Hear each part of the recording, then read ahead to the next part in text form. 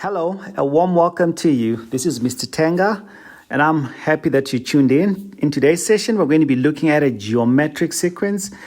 And without any waste of time, we're going to go straight into the first question. It reads as follows. The second term in a geometric sequence is -4, and the fifth term is 32.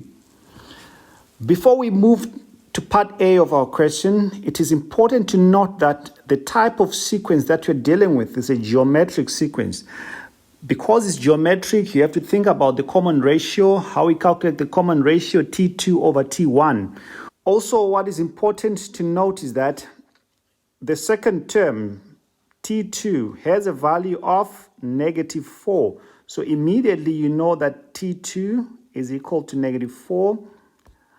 Finally, you're told that the fifth term has a value of 32. So that means your T5 is equal to 32.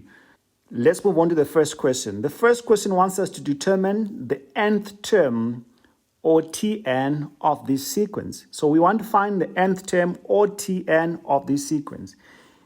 In order for us to do that, we obviously need to find the value of A and R respectively. So I'm going to use the same set of equations that you see over here, right? I'm going to write them again, but I want you to notice that for T2, from theory, we know that the expression for T2 is always A times R.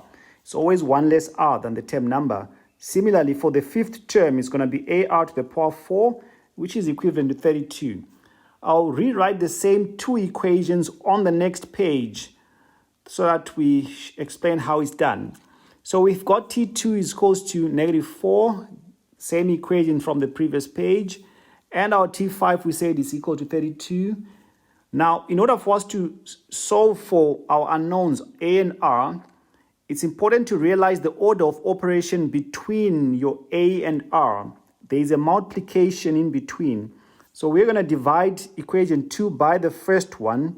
So equation 2 divided by the first equation, leading to AR to the power 4 over AR is equal to 32 over -4. Obviously, from there on, you can realize immediately that the A's are going to cancel out. I'm going to be left with R to the power 3 is equal to -8. Applying laws of exponents, I'll get my R is equal to -2. Or you could use your calculator to cube root both sides, getting still an R value of -2.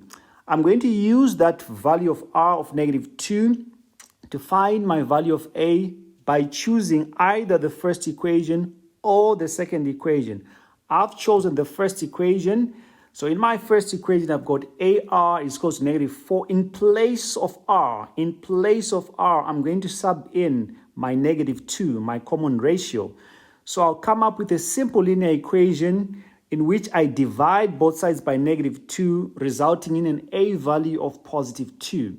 Thereafter, I'm using the general formula of any geometric sequence, and I'm subbing in my values of A and B, my values of A and R respectively.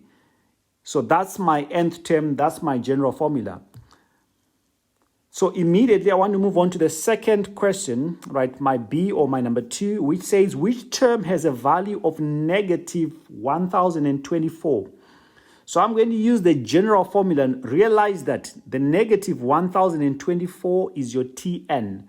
So I'm going to equate Tn, the one that I've just established, to that 1024. So this would become the resulting equation. And immediately you realize that I can divide both sides by that 2 so that I'll have -512 on the right-hand side. But I still need to convert this -512 so that it can be expressed to base 2. You can use your calculator or apply exponents. So that will give me -2 to the power 9. Now that the bases are the same on both sides, I can do away with my bases whilst I immediately equate the powers or the exponents. So n minus 1 is equal to 9.